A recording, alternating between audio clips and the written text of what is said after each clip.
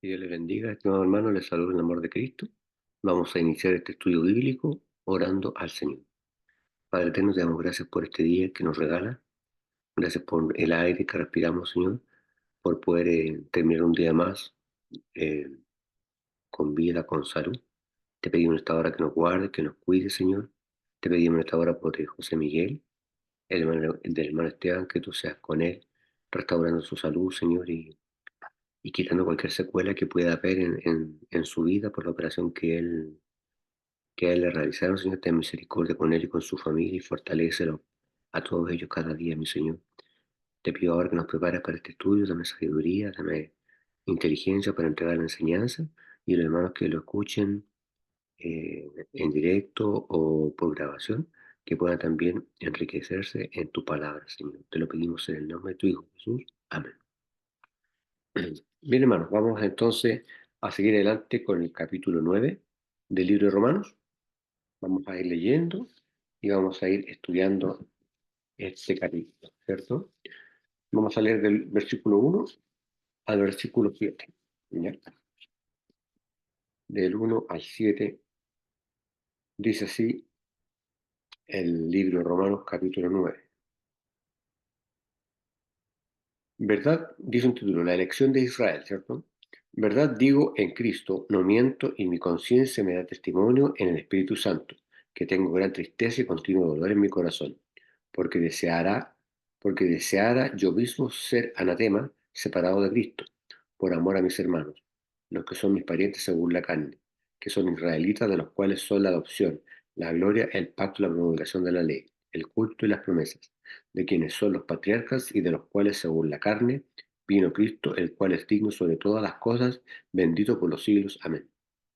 No que la palabra de Dios haya fallado, porque no todos los que descienden de Israel son israelitas, ni por ser descendientes de Abraham son todos hijos, sino en Isaac te será llamada descendencia. ¿Vale?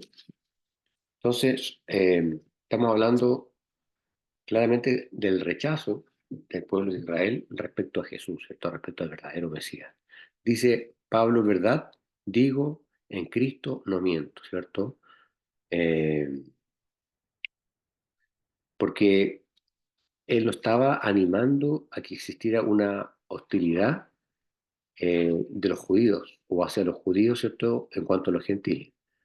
Y después dice, dándome testimonio, mi conciencia en el Espíritu Santo, es decir, eh, su espíritu estaba en completa armonía con el Espíritu Santo, ¿cierto? Para los que se están incorporando, estamos viendo el capítulo 9 del libro de Romanos. Acabamos de leer del 1 al 7.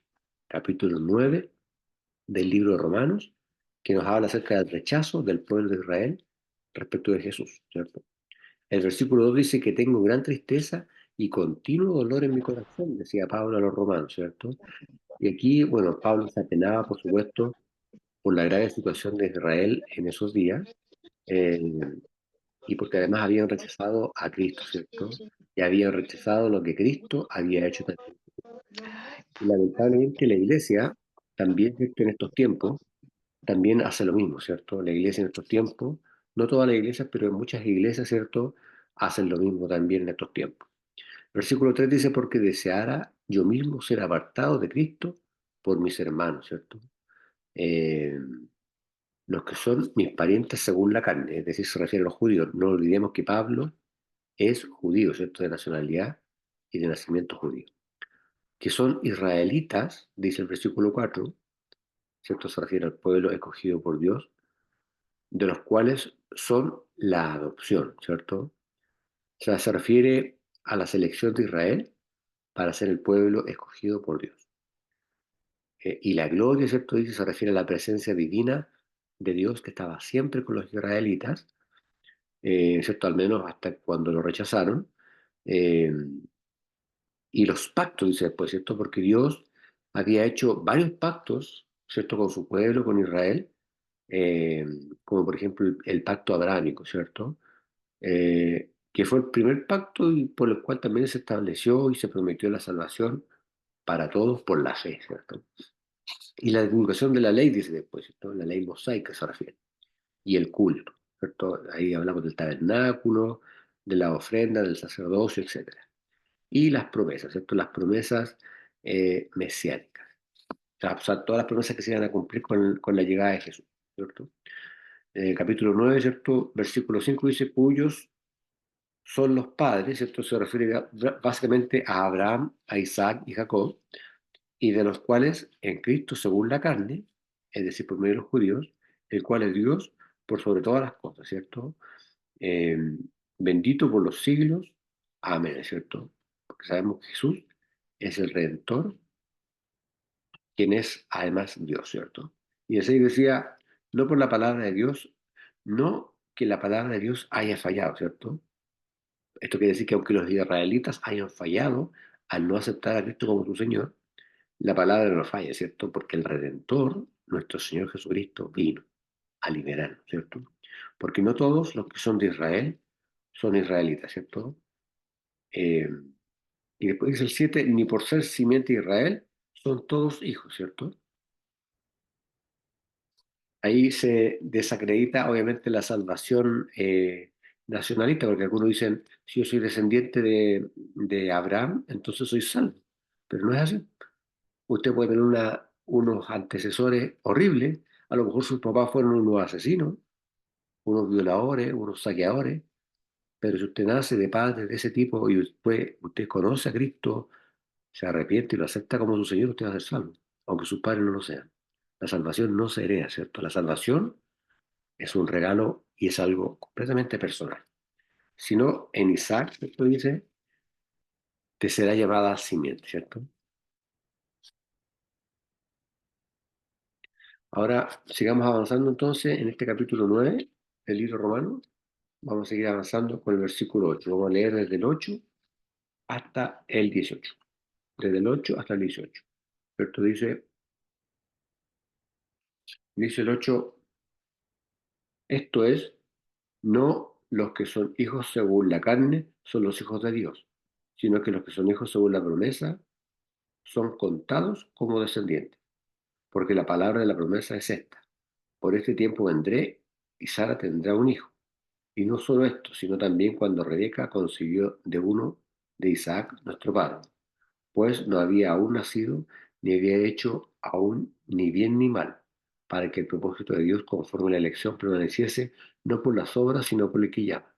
Se le dijo, el mayor servirá al menor, como está escrito, a Jacob amé, más a Esaú aborrecí. ¿No?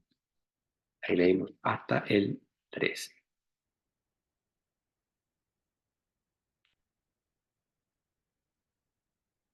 Hasta el 18 vamos a leer, perdón. 14. ¿Qué pues diremos que hay injusticia de Dios? En ninguna manera. Pues a Moisés dice, tendré misericordia del que yo tenga misericordia y me compadeceré del que yo me compadezca. Así que no depende de qué quiere ni de qué corre, sino de quien Dios tiene misericordia. Porque la Escritura dice a Faraón, para esto mismo te he levantado, para mostrar en ti mi poder, y para que mi nombre sea anunciado por toda la tierra, de manera que de quien quiere tiene misericordia, y al que quiere endurece, y al que quiere endurecer, endurece. Qué tremenda palabra. Entonces, aquí habla, ¿cierto?, de la distinción, ¿cierto? Dice, el 8 dice, quiere decir, no los que son hijos de la carne son los hijos de Dios, ¿cierto?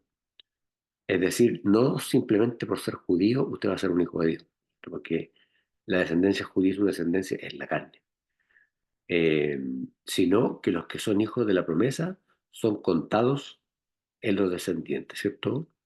Es decir, aquellos que creen en la promesa. ¿Y cuál es la promesa? Jesucristo, ¿cierto?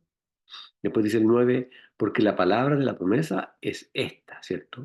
Es decir, se refiere a la fe, no a las obras, como en este tiempo vendré y vendrá Sara un hijo, ¿cierto?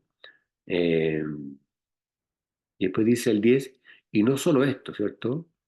Sino también Rebeca concibiendo de uno, de Isaac, nuestro padre. Eh, y aquí, ¿cierto? Una vez más Pablo derriba el mito de la salvación nacionalista. Y entonces dice, porque no siendo aún nacidos, ni habiendo hecho ni bien ni mal, se refiere, ¿cierto?, a Esaú y a Jacob, quienes eran gemelos, para que el propósito de Dios conforme a la elección permaneciera. ¿cierto? No por las obras, sino por el que llama. Después dice el 12, le fue dicho a ella, ¿cierto? Se refiere, ¿cierto?, cuando Dios le habla a Rebeca, ¿cierto? Se encuentra, eso está en Génesis 25-23. El mayor servirá al menor, le dice Dios a Rebeca, ¿cierto? Eh, y el 13 dice, como está escrito, eso está en Malaquías 1, del 2 al 3, a Jacob amé, más a Esaú aborrecí, ¿cierto? Eh,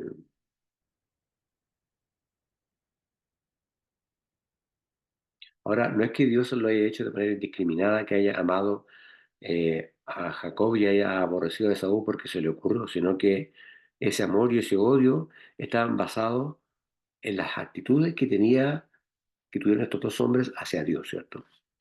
Pues, ¿qué diremos? Dice el 14, ¿cierto? Eh, y aquí Pablo está tratando de alguna manera, tiene la intención de responder la afirmación de algunas personas que dicen que Dios era injusto porque amaba a Jacob y aborrecía a Esaú, ¿cierto? ¿Que hay injusticia en Dios? ¿Cierto? Por supuesto que no, ¿verdad? Eh, Porque el odio de Dios es un odio santo también. La ira de Dios es santa. Todo lo que hace Dios es bueno y es santo. Por lo tanto, si Dios aborrecía a Jacob, lo aborrecía de una manera santa, ¿cierto? No podemos criticar esa situación. Eh, Dice 15, pero a Moisés dice, tendré misericordia del que tendré misericordia y me compadeceré del que me compadeceré, ¿cierto? Eh, es decir, Dios tiene misericordia y compasión de aquellos que cumplen sus condiciones.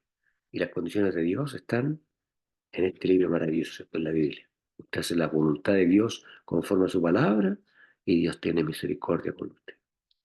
Dice el 16, así que no es del que quiere ni del que corre, ¿cierto? Se refiere a la misericordia y a la compasión de Dios, no es del que quiere ni del que corre, sino de que Dios tiene misericordia, ¿cierto? Y obviamente Dios va a tener misericordia en base a la aceptación que cada uno de nosotros tengamos en lo que cruz, en lo que Jesús, perdón, hizo en la cruz, ¿cierto? En la cruz del Calvario. De otro modo, no hay misericordia alguna, ¿cierto? Existen los hijos de Dios, pero también existen los hijos de perdición.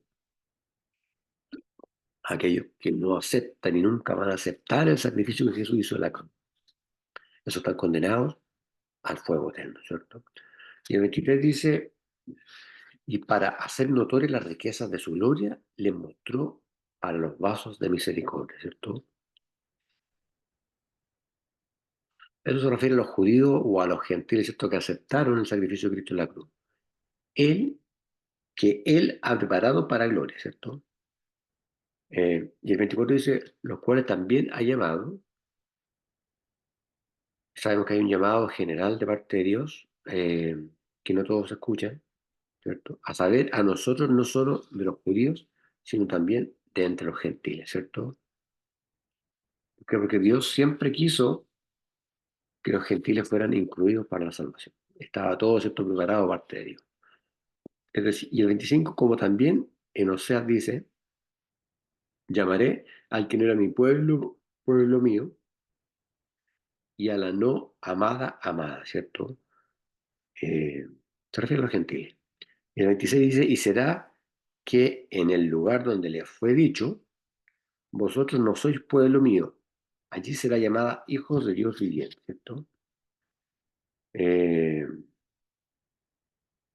Aquí Pablo, una vez más, esto toma un versículo que le fue dado a los gentiles, en Oseas 1, del 9 al 10, y lo ensancha, ¿cierto?, para que cubra también a los gentiles. Y el 27 dice, también Isaías clama tocante a Israel. Si fuese el número de los hijos de Israel como la arena del mar, el remanente será salvo, ¿cierto? Y el 28 dice, porque él cumplirá la palabra, o mejor la obra, es decir, lo que hizo en la cruz, con brevedad y ejecutada en justicia. Porque una obra hará dentro de poco el Señor sobre la tierra. Y como antes dijo Isaías, si el Señor de los ejércitos no los hubiese dejado simiente, como Sodoma habría venido a ser, y a Gomorra fuéramos semejantes a él.